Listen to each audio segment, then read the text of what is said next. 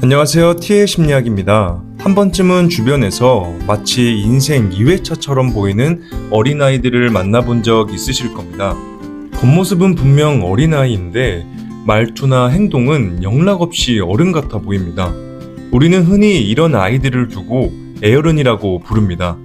하지만 곱씹을수록 애어른이란 말이 어딘가 모순적이고 불편하게 느껴집니다. 애면 애인 거지 애어른이라니. 결코 건강한 상태 같아 보이진 않습니다. 당연히 어른들 입장에서야 아이가 어린아이답지 않게 점잖고 땡깡도 부리지 않으니 고놈 참 착하다 라고 칭찬할 수도 있겠습니다만, 사실 아이 입장에서는 어린아이가 어린아이답게 성장하지 못하는 것만큼 안타까운 일도 없는 겁니다. 어쩌면 소위 애어른이라고 불리는 아이들이 성인이 되어 불안정한 정서를 갖게 되는 건 당연한 일이라는 생각이 듭니다. 그렇다면 오늘은 애어른이란 무엇이고 성인이 된 이들이 어떤 정서적 어려움을 겪고 있는지, 그리고 이 문제를 극복할 수 있는 방법에 대해 이야기해 보겠습니다. 애어른이란 말 그대로 나이에 맞지 않게 어린아이가 어른인 척을 하며 자신의 욕구를 억압하고 있는 상태를 말합니다. 겉으로는 어른스러워 보일 수 있겠습니다만 속으로는 그 나이에 맞는 정서적 욕구들이 제대로 채워지지 않아 결핍이 쌓이고 있는 상태라는 겁니다. 그렇다면 어떤 사람들이 애어른이 되는 걸까요? 심리학적으로 볼 땐 두 가지 정도로 나눠 설명할 수 있겠습니다. 첫 번째는 이른 정서적 독립입니다. 주변에서 난 어릴 때부터 스스로 모든 걸 해결해야만 했어 라고 말하는 사람들을 종종 만나곤 했을 겁니다. 그러니까 어린 시절 주 양육자로부터 감정적으로 의지할 수 없는 환경에서 자란 사람들이 스스로 어른이 되기를 선택한다는 겁니다. 부모는 아이가 어려서 아무것도 모를 거라고 생각할 수 있겠습니다만, 사실 어린아이들은 부모의 정서적 상태를 놀라울 만큼 잘 읽고 있다는 겁니다. 우리 부모의 사이가 좋은지 나쁜지, 집안 분위기가 따뜻하고 안정적인지, 아니면 반대로 살얼음판처럼 불안정한지를 아주 민감하게 느끼고 있다는 겁니다. 누울 곳을 보고 다리를 펴라는 말처럼 어린아이들도 다 눈치를 보고 행동합니다. 만약 집안에서 자신이 기댈 곳이 없어 보이면 그 아이는 어린아이를 포기하고 되려 부모를 케어하기 위해 부단히 노력하게 된다는 겁니다. 이 과정에서 아이는 자연스럽게 어른 흉내를 내게 되고 그로 인해 정서적 결핍을 품은 채 성장할 수 있다는 겁니다. 두 번째는 의외로 사람들이 쉽게 간과할 수 있는 포인트인데 바로 주 양육자로부터의 과잉보호입니다. 정서적 결핍과는 반대로 주 양육자의 과잉보호로 인해 어린아이는 난 혼자 아무것도 못하는 사람이야 라는 정체성을 형성할 수 있다는 겁니다. 이렇게 아이 스스로 할 수 있는 작은 일들조차 부모가 대신 해결해 주다 보니 어른이 되어도 자율성이 부족하고 마치 어린아이처럼 의존적인 성향을 갖게 된다는 겁니다. 이런 아이들이 성인이 되면 자신의 의존성을 감추기 위해 겉으론 대단히 어른스러운 척 할 수 있겠습니다만 여전히 내면에는 어린아이가 웅크리고 있다는 겁니다.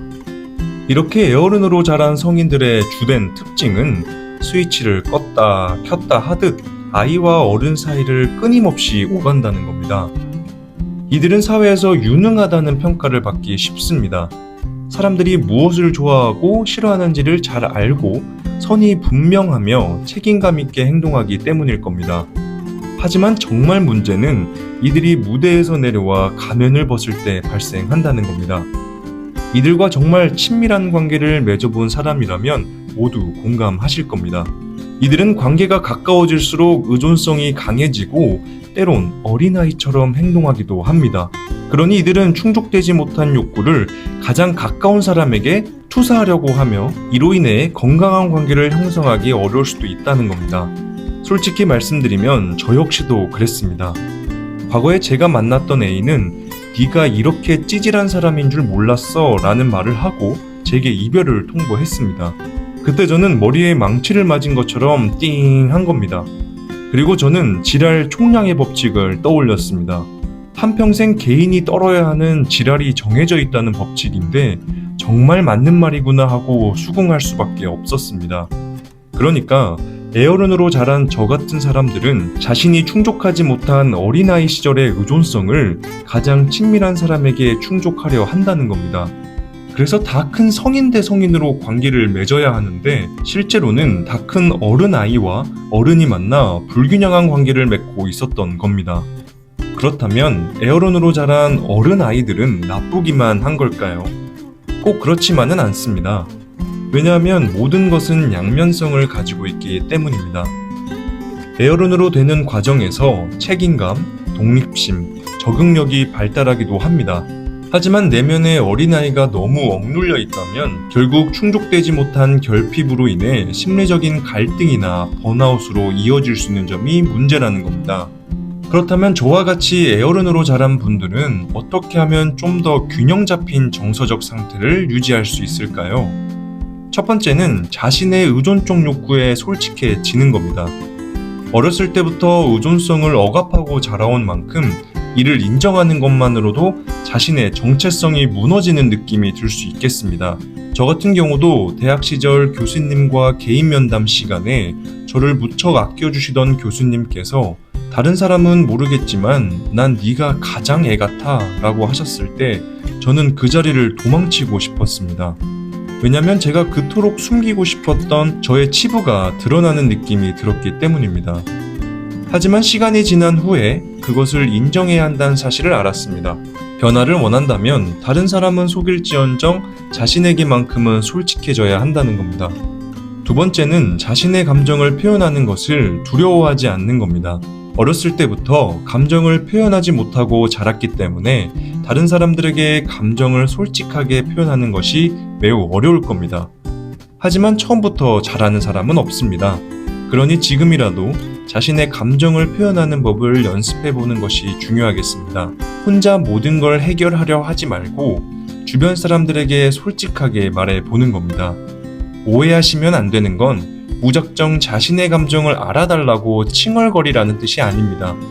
그보다는 자신의 감정을 차분하고 정확하게 표현하는 것이 중요하겠습니다.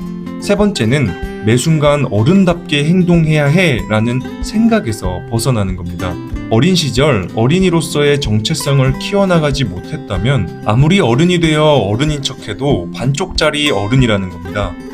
따라서 자신의 어린아이 같은 모습을 충분히 받아들이고 인정한 후에야 진정한 어른으로 성장할 수 있겠습니다.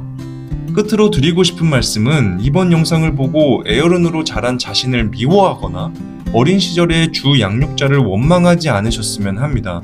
왜냐하면 사실 따지고 보면 아무리 정서적으로 건강한 사람일지라도 모두 마음속엔 애와 어른이 공존하고 있기 때문입니다. 그러니 모든 것에 어른처럼 강해 보이려 애쓰지 않아도 괜찮다는 말입니다. 때론 우린 어린아이처럼 약해져도 됩니다. 하지만 가장 중요한 것은 자기 자신의 감정에 솔직해지고 자신의 다양한 정체성을 외면하지 않으며 품어줄 수 있는 사람이 되어야 한다는 겁니다. 그럼 오늘도 시청해주셔서 대단히 감사드리며 세상 모든 심리학의 시작 T의 심리학이었습니다. 감사합니다.